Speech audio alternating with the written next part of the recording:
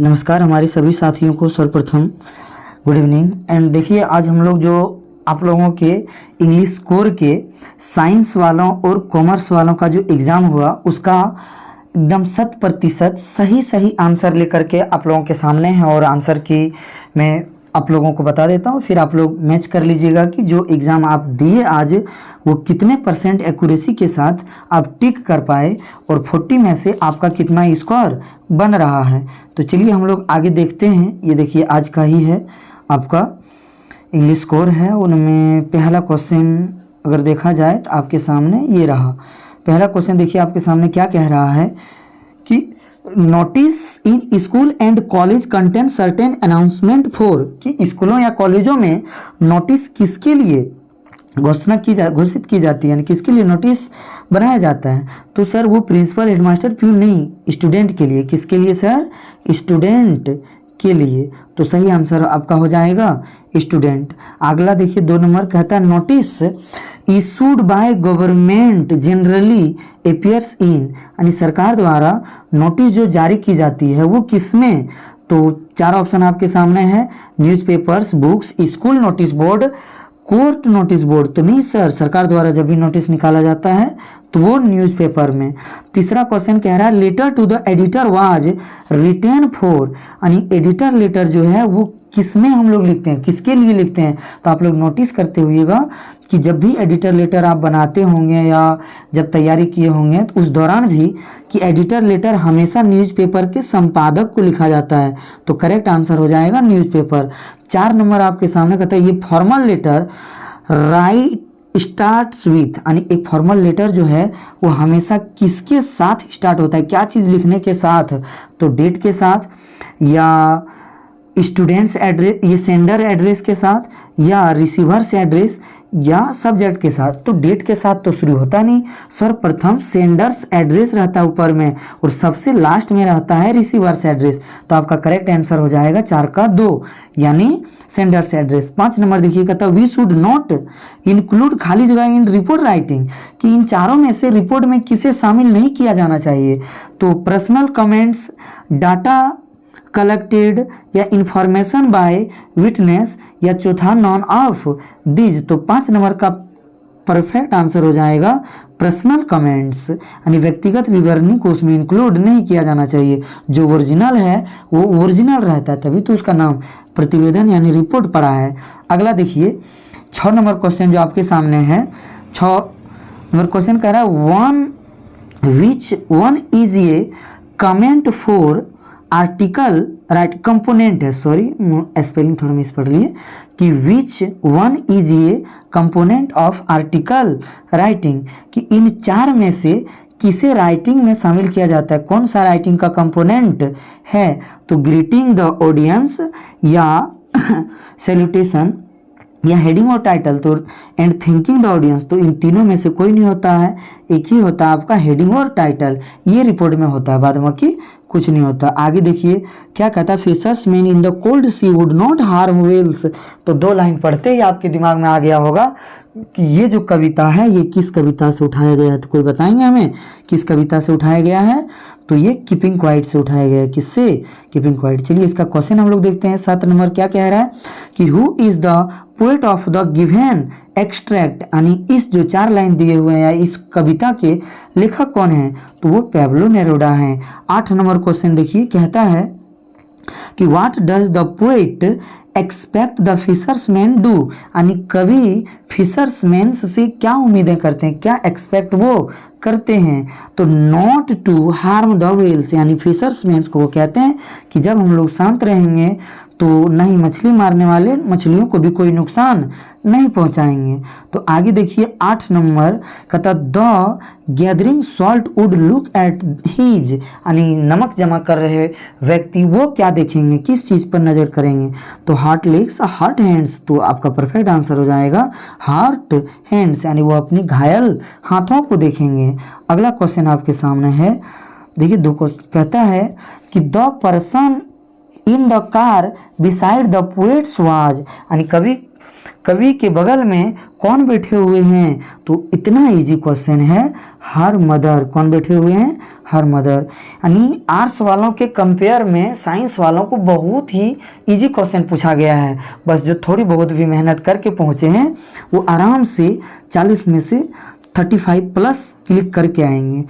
अगला देखिए 11 नंबर क्या कह रहा है कि what kind of look do the faces and hair of the children give. यानी 11 नंबर क्वेश्चन बोल रहा है, तो आपका परफेक्ट आंसर हो जाएगा 11 का डी, यानी pale faces scatters and undone hair, यानी उसके परेशान चेहरे, बिखरे बाल, यही सारे नज़र आ रहे थे बच्चों के चेहरे पर।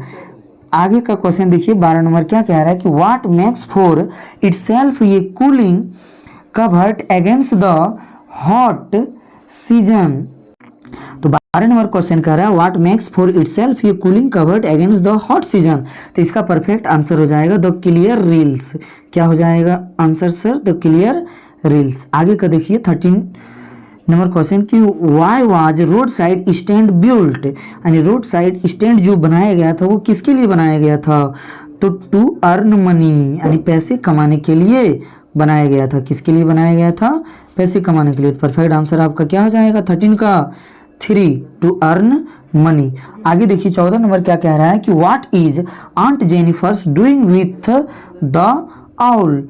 यानी आंट जेनिफर आउट के साथ क्या करते हैं? तो 14 का देखिए आंसर हो जाएगा सी इज एम्ब्रॉयडरिंग ये वॉल पैनल। एंड तो परफेक्ट आंसर 1 नंबर ही हो जाएगा। आगे का देखिए कहता है for how many years did M Hamel serve the school. यानी एम हेमल ने स्कूल में कितने वर्षों तक अपना सर्विस दिया, यानी सेवा किया? तो जरा बोलिए आप लोग भी। तो इसका परफेक्ट आंसर हो जाएगा डी, यानी 14 ईयर्स, 40 वर्ष तक। 16 नंबर कहता है what did Hamel say about French language in the last lesson. यानी कह रहा है कि लास्ट लेसन अध्याय में एम हेमल फ्रेंच भाषा यानी फ्रेंच भाषा के बारे में वो क्या बोलते हैं? तो मोस्ट ब्यूटीफुल लैंग्वेज सही है, क्लियरेस्ट लैंग्वेज सही है, लॉजिकल लैंग्वेज सही है। यानी वो तीनों बोले थे कि फ्रेंच भाषा सब दुनिया में सबसे सुंदर, सबसे स्पष्ट और सबसे लॉजिकल है। तो आपका आंसर हो जाएगा ऑल ऑफ दीज। आगे का देखिए 17 नंबर का था where has Saheb and his family come from. यानी साहेब और उसके परिवार कहाँ से आए थे? तो इससे इजी क्वेश्चन हो ही नहीं सकता है, ढाका से। आगे देखिए कहता which city is famous for glass Bengal. यानी कांच की चूड़ियाँ कंगन बनाने के लिए कौन सा शहर फेमस थे, यानी प्रसिद्ध थे? तो इतना इजी क्वेश्चन है, आंसर हो जाएगा फिरोजाबाद। क्या हो जाएगा आंसर सर? फिरोजाबाद। 19 नंबर देखिए कहता what does Mukesh want to become. यानी मुकेश क्या बनना चाहता था? डॉक्टर बनना चाहता था, एक्टर या टीचर? तो वो बनना चाहता था मोटर मैकेनिक, यानी वो गाड़ियों के मिस्त्री बनना चाहते थे। इतना इजी क्वेश्चन पूछा गया है। 20 नंबर देखिए क्या कह रहा है कि according to the author what was garbage for the children. यानी लेखक के अनुसार बच्चों के लिए वो कूड़े कचरे क्या थे? तो ये वॉन्डर क्या थे? कल पूछा गया था आर्ट्स वालों में कि उसके पेरेंट्स के लिए क्या थे, गार्बेज का अर्थ। तो आज पूछा गया है बच्चों के लिए, तो ये हो जाएगा परफेक्ट आंसर ये वॉन्डर। आगे सर देखिए कहता है कि for how many years had the author taught in high school in Yakima. कि लेखक ने याकिमा के स्कूल में कितने वर्षों तक पढ़ाया? तो देखिए इसका आंसर हो जाएगा 2 ईयर्स। क्या हो जाएगा आंसर? 2 ईयर्स। आगे देखेंगे कहता in the peddlers view, in the peddlers view what does the world clock like. यानी पेडलर के अनुसार पूरा संसार किस तरह था? तो एक चूहेदानी की तरह। पूरा संसार कैसा था उसके नज़रों में? एक चूहेदानी की तरह। आगे देखिए कहता है कि how many delegates participated in the December 1916 annual conversation of the Indian national Congress held at Lucknow. यानी लखनऊ में कंप्लीट कितने आदमियों ने उस आंदोलन में भाग लिए थे? तो आपका परफेक्ट आंसर हो जाएगा 2301 डेलीगेट्स, यानी 2301 डेलीगेट्स ने। अगला कहता है which game did the peddler and the old man play. यानी पेडलर और ओल्ड मैन ने कौन सा गेम खेल रहा था? तो 24 का आंसर आपका मोजिल्स। क्या हो जाएगा सर? मोजिल्स। अगला देखिए, कहता pancakes was the brand name of, यानी पैनकेक्स किस चीज़ के ब्रांड का नाम था? तो वो मेकअप मटेरियल, किसका नाम था सर? मेकअप मटेरियल्स का। आगे देखिए, कहता who was written the novel the name of the rose, यानी रोज नाम का जो नॉवेल था वो किसने लिखा था? तो आपका हो जाएगा एम्बर्टो इको। क्या हो जाएगा आंसर? एम्बर्टो इको ने लिखा था। कहता which game are Sophie's and her family fans for, यानी सोफी और उसके परिवार के लोग किस गेम के दीवाने थे? कौन सा गेम वे लोग ज़्यादा पसंद करते थे? तो फुटबॉल। क्या हो जाएगा आंसर सर? फुटबॉल। आगे देखिए, कहता which country did Danny play for. ये क्वेश्चन कल भी थोड़ा लैंग्वेज घुमा के दिया गया था कि आखिर डेनी जो है, डेनी केजी, वो किस देश के लिए अपना गेम खेलते थे? तो फट से आप लोग भी आंसर बता सकते हैं कि इसका सिंपलेस्ट आंसर था आयरलैंड। आगे देखिए, कहता who is the tiger king. Tiger king कौन था? तो वो महाराजा थे। महाराजा कहाँ के? प्रतिबंधपुरम। तो द महाराजा ऑफ प्रतिबंधपुरम हो जाएगा। अगला आंसर आप लोगों का है कि in which hours was the prince of the tiger king is born, यानी किस समय काल के दौरान टाइगर काल का जन्म हुआ? तो वो in the hours of the bull, यानी बुल नक्षत्र के अंदर, बुल ग्रह के अंदर उसका जन्म हुआ था। आगे का क्वेश्चन सर देखेंगे, थोड़ा सा डिस्टर्ब। तो क्या कहा 30 नंबर क्वेश्चन कि टाइगर किंग का जन्म किस ग्रह के अंदर हुआ था? तो वो आपका सही आंसर क्या हो जाएगा? In the hour of bull.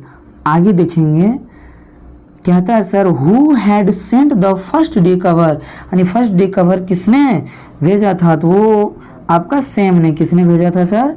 Same ने। आगे देखिए, कहता है who was same in the third level, यानी थर्ड लेवल में सेम कौन है? तो सेम ये डॉक्टर, ये साइकेट्रिस्ट एंड ये फ्रेंड ऑफ चार्ली। ये परफेक्ट आंसर है कि वो एक मनोचिकित्सक और दोस्त थे किसके? चार्ली के। आगे देखेंगे, तो how many times John did तिसानी दोषी अक्रॉस, यानी तिसानी दोषी ने कितने टाइम जॉन को पार किया था? तो कितने टाइम जॉन को? 9 टाइम जॉन को पार किया था। आगे का क्वेश्चन आपका है सर कि विच programme was headed by Canadian Geoff green, यानी कैनेडियन जोफ ग्रीन के द्वारा कौन सा प्रोग्राम आयोजन किया गया था, शुरू किया गया था? एकदम इजी क्वेश्चन है। क्या था? Student on ice. आगे का सर कहता हु वाज डॉक्टर सदाव। अब इससे इजी क्वेश्चन क्या खोजते हैं आप लोग? तो कहा गया है कि ये जापानीज डॉक्टर, यानी डॉक्टर सदाव कौन थे? एक जापानीज डॉक्टर थे। आगे सर कहता है कि to whom did Roger Skunk go with his problem, यानी रोजर स्कंक अपनी समस्या के समय किसके पास जाते थे? यानी अपनी समस्या का समाधान खोजने के लिए जाते किसके पास थे? तो वाइज ओल्ड आउल या विजार्ड। ओ माय गॉड, यहाँ तो बड़े ही डबल मीनिंग क्वेश्चन आपके सामने आ गया है। इसमें एक शब्द इंक्लूड करना जरूरी था, या फिर फर्स्ट कि पहले वो किसके पास जाते थे, या फिर लास्ट कि लास्ट में वो किसके पास जाते थे। तो आपका सही आंसर ये भी हो सकता है और सही आंसर बी भी हो सकता है। अब डिपेंड करता है जैक पर कि वो कौन से आंसर को सही मानते हैं। लेकिन अकॉर्डिंग टू मी, मेरे अनुसार अगर आप जाना चाहते हैं तो आप नंबर 1 के साथ जा सकते हैं, क्योंकि सर्वप्रथम वो जाता तो दोनों के पास था, लेकिन पहले जाता था बुद्धिमान बूढ़े उल्लू के पास, उसके बाद वो जाता था विजार्ड के पास। तो वही कहा गया कि वो जाता किसके पास था? तो जाने तो दोनों के पास जाता था। तो यहाँ कौन सा आंसर लिखें, क्योंकि फर्स्ट या फिर सेकंड आंसर इंक्लूड करना था जैक को, लेकिन वो किए नहीं। तो चलिए यहाँ अभी वर्तमान में हम लोग फर्स्ट को सही मान के चल रहे हैं, लेकिन होना भी चाहिए बी भी गलत नहीं है, अपने आप में सही है। आगे का क्वेश्चन देखिए, कहता where did Roger Skunk find the rest 3 pennies, यानी उसके पास 4 पेनीज होने के बाद वो 3 पेनीज और कहाँ से लाए थे? यानी उसका शरीर का जो गंध था उसे बदलने के लिए 7 पेनीज का डिमांड हुआ था, जिनमें से 4 उसके पास था और 3 कहाँ से मिला था? तो 3 उसको मिला था ये फ्रॉम ये मैजिक वेल, यानी कहाँ से मिला था सर? मैजिक वेल से मिला था। आगे सर कहा गया कि हाउ ओल्ड इज डैरी, यानी डैरी कितने वर्ष के थे? तो वो 14 ईयर्स के थे। कितने के थे? 14 ईयर्स। आगे सर कहता है 39 क्वेश्चन देखिए आपका कि what did mister lamb make for apples, यानी जो उसके पास वाइल्ड एप्पल थे उनसे मिस्टर लैम्ब क्या बनाते थे? तो उनसे मिस्टर लैम्ब जेली बनाते थे। क्या बनाते थे? जेली। आगे सर देखिए और लास्ट क्वेश्चन है कि हु वाज अन्ना, तो अन्ना कौन थे? तो बहुत ही लास्ट क्वेश्चन भी बहुत ही इजी है, बामाज एल्डर ब्रदर, यानी बामा के बड़े भाई थे। तो चलिए मैंने आप लोगों के 40 क्वेश्चन का आंसर बता दिया है। अब आप लोग इस आंसर की के द्वारा अपने आंसर को मैच कर सकते हैं और देख सकते हैं कि 40 में से आपका कितना स्कोर बना। और जिस आधार पर इंग्लिश का क्वेश्चन पूछा गया है उसी आधार पर आप सारी चीज़ों का तैयारी कर सकते हैं। और अगले एग्ज़ाम का भी कल जैसे हिंदी इलेक्टिव का है तो हिंदी इलेक्टिव का भी इस टाइम तक आंसर की अपलोड कर दिया जाएगा। उसके लिए आप इस चैनल के साथ जुड़े रहें। धन्यवाद।